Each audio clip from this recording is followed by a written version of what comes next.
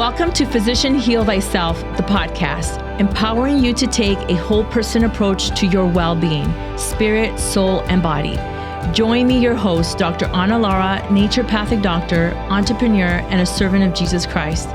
We are not just a body, we are spirit and soul. It's time to integrate medicine and spirituality into our healing. Let's get started.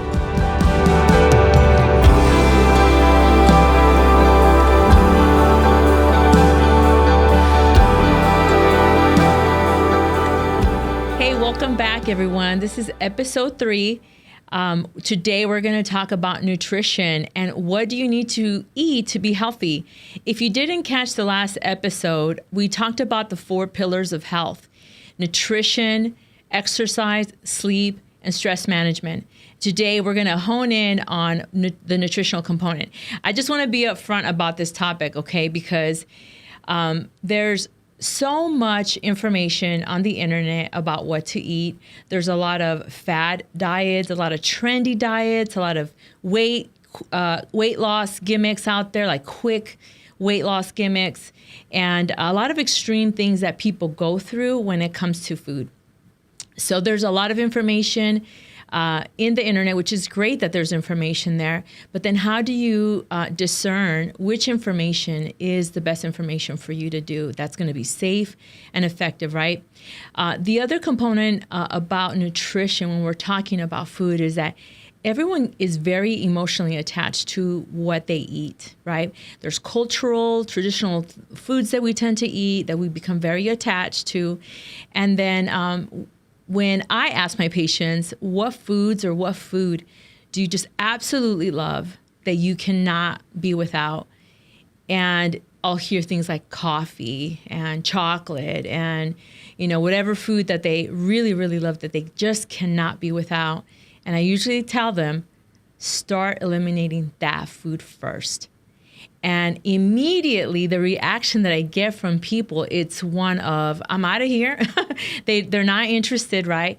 But the reason I start with the food that they're most attached to is because chances are that they've consumed this food so much that they may have a sensitivity to it and not even know until it's out of their diet. Or it might be an obstacle to their health in, improving their health outcome. So today's conversation, because that's what it is. It's going to be a conversation and education on food and nutrition, right? What's a balanced meal look like? I know that some people watching this, they might be in the medical field, they might be nutritionists, they might be more well-versed in nutrition. This conversation really is geared for the individual that doesn't have the knowledge, doesn't know where to start, right? They don't have that foundational work of what nutrition looks like, a healthy nutrition looks like. And also, they may have never worked with a functional doctor, a naturopathic doctor, or a nutritionist for that matter. So this is really just groundwork to build on when it comes to what to eat. So I want to start talking about what are macronutrients. So your macronutrients are going to consist of your proteins, your carbohydrates, and your fats, right? So we're going to first dive and look into what is a protein. Well, we know what proteins are. Many people know that animal proteins, your beef, your chicken, fish, eggs, are going to have protein. But do you know that there's protein in other foods too? You can get protein from legumes, so beans and lentils. You can get even proteins from some of the vegetables that we eat. They have proteins in them. There's nuts and seeds. And so there's many other options when it comes to proteins. So one of the things that I explain to my patients all the time is that proteins are a very important part of our diet. We need to consume enough protein. Unfortunately, when I interview individuals and I question, what are you eating throughout the day? What times are you eating? How much are you eating? I consistently see one pattern, and that is that people are not eating enough protein throughout the day. Both men and women are not eating enough protein. And the reason protein is so important, these are the building blocks to make who we are, the physical structures. So we need protein so that we can build healthy bones, build healthy, strong muscles, all our organs, Proteins are used to build and make hormones, neurotransmitters. They're messengers in the body. So we really need to ensure that we're consuming enough protein throughout the day. So those proteins, when we eat them, they're broken down into amino acids. These amino acids, there's 20 amino acids, okay? And of those 20, there's 9 that are essential amino acids. And what that means is that these 9 amino acids that are found in proteins, you have to consume them in your diet. So it's really important that you consume these 9 amino acids throughout your diet. And where are these amino acids found, right? That's the question. So yes, your animal proteins, your beef, your poultry, your eggs, your dairy will have them. Soy, quinoa, buckwheat will have it. Seeds like chia seeds, hemp seeds, pumpkin seeds will have these 9. We'll have all of the 9 essential amino acids in these foods. And there's foods like mushrooms that will have all 9 of the essential amino acids. When a person doesn't have enough protein, the way they tend to present in my office clinically, right, is that they'll have fatigue. They'll have poor memory concentration, so brain fog. They may have a hormone imbalance. So if you don't have the building blocks, I want you to think about this. If you don't have the building blocks to make the hormones, because hormones are bound to a fat and a protein. So if you don't have enough of these foods, how can you make hormones and neurotransmitters? You can't. So if you're not having enough protein, a woman's menstrual cycle will be out of balance. If you're not having enough healthy fats, your menstrual cycle will be out of balance. And so will your mental health, because neurotransmitters are signals that the brain is, eliciting here. So very, very important to get your proteins in. So like I said, the proteins are going to help build, repair muscle and bones. It's going to make hormones. It's going to make enzymes. It's going to make those neurotransmitters. And it's going to make peptides that are very important in the body. So I have some numbers here of how much to eat, right? How much proteins do you eat in a day? So the RDA recommends that you eat 0.8 grams per kilogram of body weight. So that's about 10 to 35% of your daily calorie intake should come from a protein. I simplify this really easy for my patients. The protein intake is really going to depend on male or female exercise activity. So how active are you in your day, your medical conditions as well. So you would definitely want to speak with someone. What is the adequate amount of protein intake for someone in your particular situation, medical conditions taken into account? But typically, I recommend people are doing anywhere from 20 to about 30 grams of protein per meal. And I'm going to tell you, from the hundreds of people that I've worked with over the years, people are not eating that much protein in a meal. So I say a minimum of 90 grams of protein a day. It should be the minimum. And that's really not enough for a male, because men have to have more protein to maintain the muscle structure that they have. So if a woman comes in and I ask them, or a male, and I ask them, tell me about what are you eating in the morning, lunch, dinner, the most common response I get is, I don't have breakfast. I'll have my coffee, maybe some toast, and then I'll have lunch. And their lunch does not consist, unfortunately, it does not consist of enough protein. And so they'll have a late dinner and maybe some protein in there. And when I calculate, measure how many grams of protein they're eating, it's probably between 40 and 60 on average. And that's not enough. So when I tell them, okay, we're going to increase it to 90 grams of protein, and then we're going to work our way up from there so your body can tolerate having more protein in the day. What they tell me, the difference that they notice when they increase their protein intake, they have more physical and mental energy. They can concentrate and their memory is better. They feel better overall, just by adding more protein in the day. So I challenge you to take a look at what are you eating in your, throughout the day that are sources of protein. You can go to any website online and count your calories, plug that information in, and it'll tell you how many proteins you're eating based on that meal that you had. And I guarantee you many people are not having enough protein. So that's the first step, is making sure that you have protein sources in each of your meal. And even if you are vegetarian, there are vegetarian sources of protein, like I mentioned: soy, quinoa, buckwheat, seeds, mushrooms, other vegetables that have sources of protein that your body needs that, right, to have that proper structure. The next macronutrient is carbohydrates, which people love carbohydrates. But I want to distinguish this, because a carbohydrate is the body's main source of energy. It's instant energy. So if you're physically active a lot in your day, it makes sense that you would have more carbs, right, in your diet. Unfortunately, a lot of people sit a lot and you're not using that energy. So what happens to that energy from a carb if you're not using it? It will get stored as fat. That's what happens. So there's two types of carbohydrates, because all carbohydrates are not created the same. There's simple carbs and there's complex carbs. And their name says it all, guys. Simple carbs are the foods that are going to spike your blood sugar and they're going to make you gain weight. And those are the ones you want to eliminate out of your diet. So what's a simple carb? Anything that has sugar, anything that's processed, right?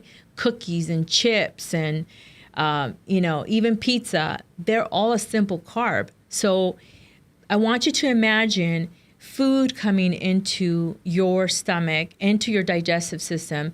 These simple carbs are very easily broken down and enter the bloodstream really quick. And that's what makes blood sugar spike, and that's what will make you gain weight over time. So drinks, anything sugary drinks, get them out of the diet, and you're going to see a difference in how you feel when you eliminate these simple carbs. Now, complex carbs are important. I don't like to play carbs as a bad thing, because we need carbohydrates. We just need the right type of carbohydrates. So what are they? These foods are your vegetables and your fruits, mainly. These foods are going to contain a lot of vitamins and minerals that we need them in our body for different processes that are occurring ongoing, right? And so these these complex carbs are what's important for you to have that instant energy. You can have grains as well. They're considered a carbohydrate. But here's where it gets a little complex for each individual person out there. If you have diabetes, if you're trying to lose weight, if you have autoimmune conditions, if you have a lot of inflammation, we really want to be very careful and selective with the type of carbs that you want to eat. And in my opinion, you can never go wrong with eating vegetables. You really can't.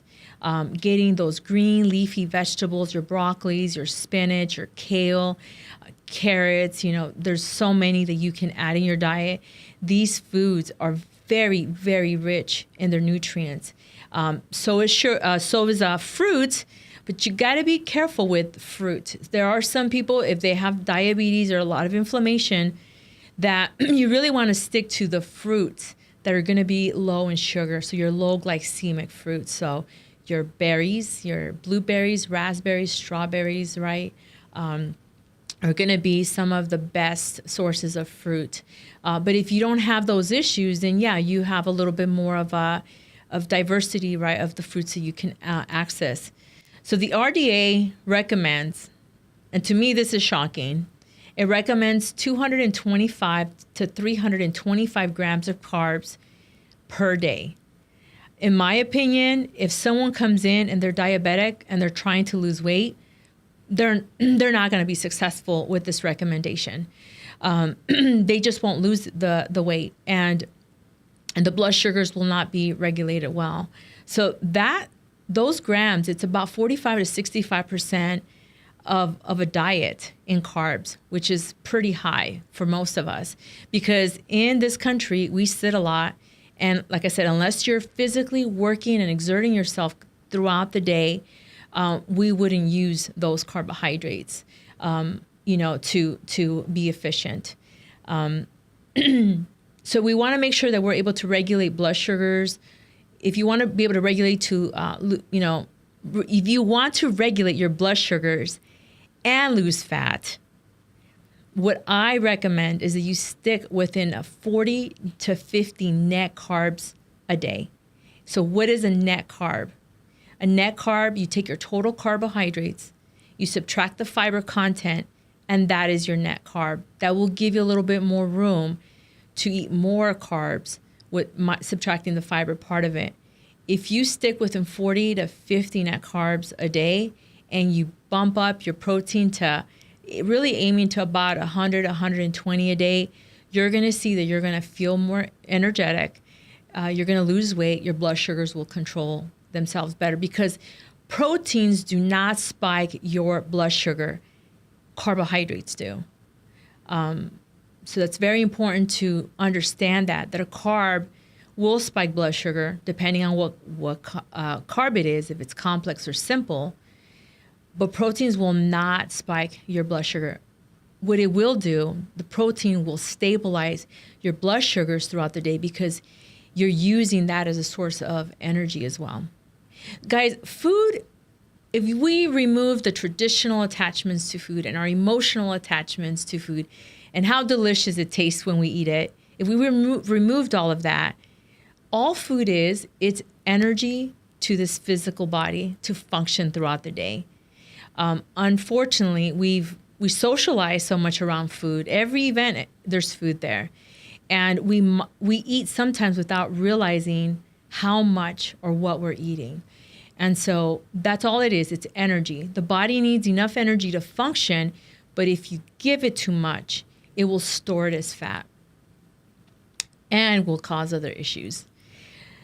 The third macronutrient that we're going to discuss today is fats, healthy fats, guys. So what are healthy fats? Your avocados, your nuts, your salmon, olives, chia seeds, tofu, eggs, walnuts, and yes, even dark chocolate. So dark chocolate has a lot of benefits. Obviously, if you eat it in moderation, if you eat tons of chocolate in a day, it's not going to be good for you. And the bad fats, right? The bad guys are the things that have saturated and trans fats. So you're going to find these foods in fried foods, in baked goods, microwave popcorn. Just make your own popcorn and you're good. Anything that has shortening, so cookies and pies and cakes and frozen pizza has a lot of it. Biscuits and rolls and even non-dairy coffee creamer.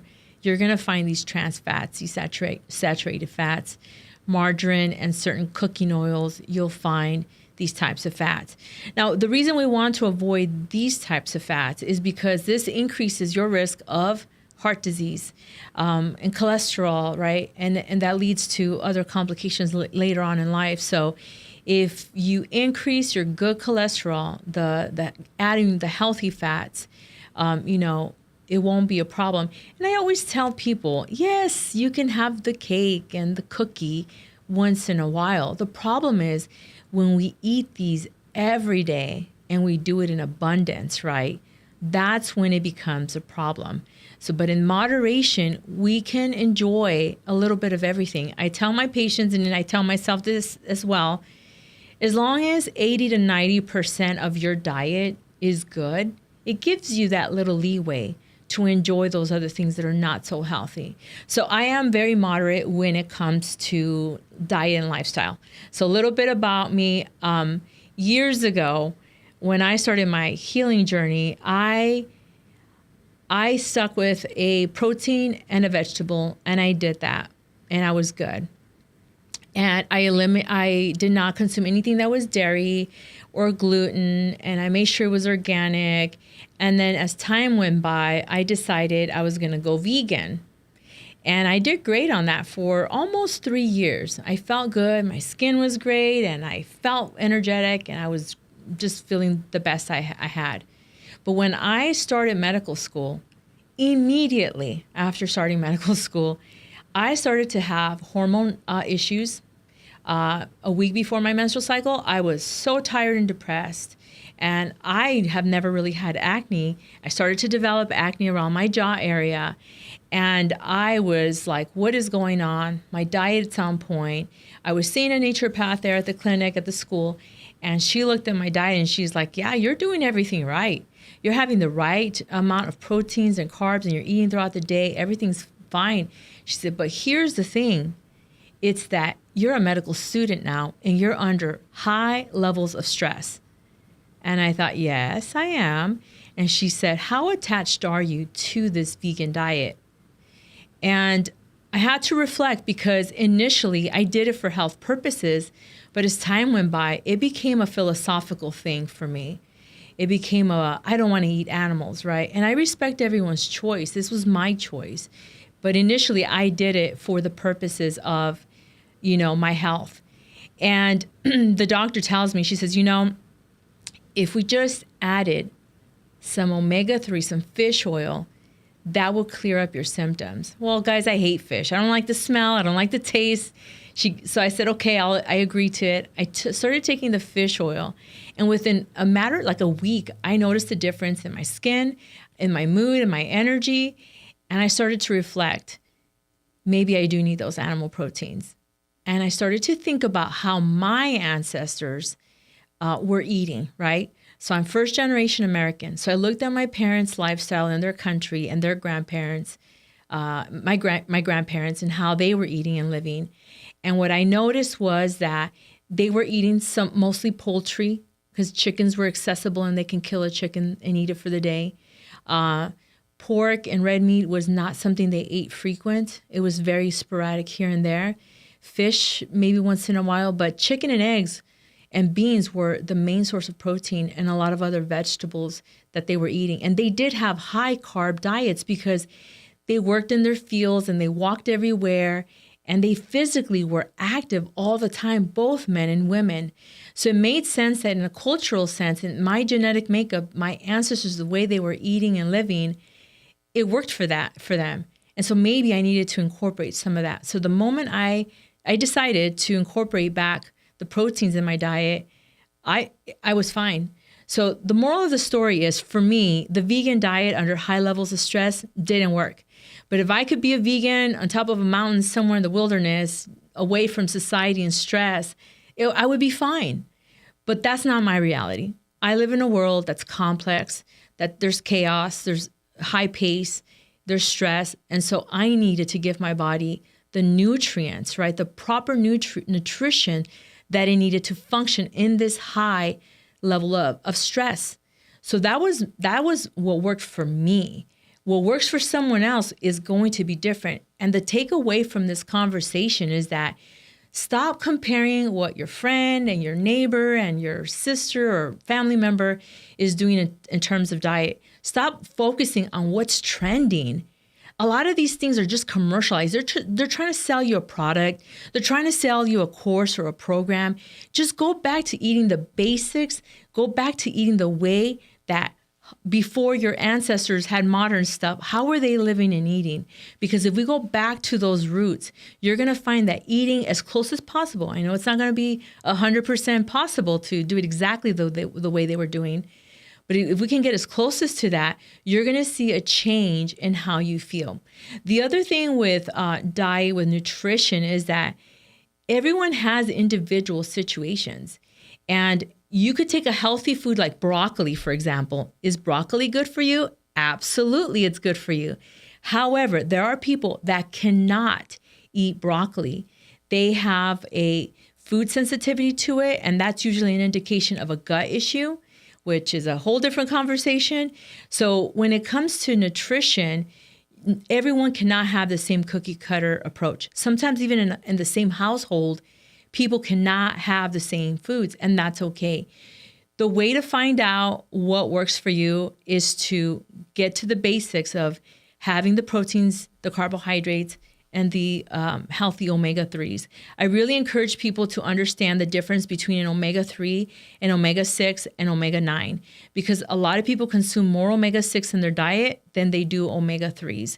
So your omega-3s, guys, these are very important in our diet. It's going to reduce inflammation. helps your brain function, cell membrane function, heart health, hormone health. And you're going to find this in fish, in your nuts, and your seeds, and your avocado, olive oils. You're going to find this in these sources for omega-3. Omega-6 is going to provide you with energy, and it supports the inflammatory response in the immune system, and it helps the joints and skin health. Great for skin health. However, people consume these omega-6 more than omega-3s, and then it actually is counterproductive, creating more of an inflammatory response. So vegetable oils and nuts and seeds, I really stick to the nuts and seeds that you're going to find these omega-3s in. And omega-9 is actually, it is a non-essential fat that the body can produce. And so omega-9s your body will make it, and this helps with improving insulin sensitivity and reduces inflammation in the body as well. So those healthy fats are really, really, really important. I'm going to get wrapping up here, but before I wrap up, I want to bring some points just to your self-awareness. The time of day that you eat does matter. I get asked a lot about intermittent fasting. That will be a different conversation in the future. But, depending once again on your lifestyle and your physical activity, most of us really do need to break the breakfast, have a breakfast in the morning, have your lunch, and have your dinner. 4 hours at least, no more than 4 hours spread apart, having these meals. Because once again, your nutrition is going to be really based on your lifestyle, your health issues, your health and fitness goals. What is it that you're trying to achieve through this? Obviously, you want to enjoy your food, but if there's some goals that you have, you really need to, cater that to your needs. So some of the things that I focus when it comes to nutrition that are individually based that I take into account is, for example, someone who has cancer, they're going to have a certain type of diet. Someone with autoimmune conditions, metabolic, hormone, neurological issues, there's certain foods that will support these individuals more, right? And so food really is medicine for the body. It's our source of energy. It's the building blocks that we need. And the real problem in America is that our food, it's toxic. If you've ever traveled to another country, you find that you can have foods there that you typically cannot eat here. And, this is a conversation to be had later on, in the future, about being careful about the foods that we're choosing. So don't eat processed foods. If it comes in a box, in a can, it's frozen, chances are it has chemicals in there that are going to inhibit your health, right, from being healthy. So just like I said, some takeaways, increase your protein. Just start with that. Increase your protein to 25 grams per meal minimum, and eliminate the sugar. And just those two things, you'll see a difference in your weight and in how you feel. So that is just an introduction, as I mentioned, to the macronutrients and the importance of nutrition, because these are the building blocks that will, make every function, every process in the body function properly. And without having the proper foundation, you won't feel well. You can never cheat your way out of a healthy diet. So that wraps up this conversation. We're going to go into the segment of things the good, the bad, and the ugly in the healthcare system today.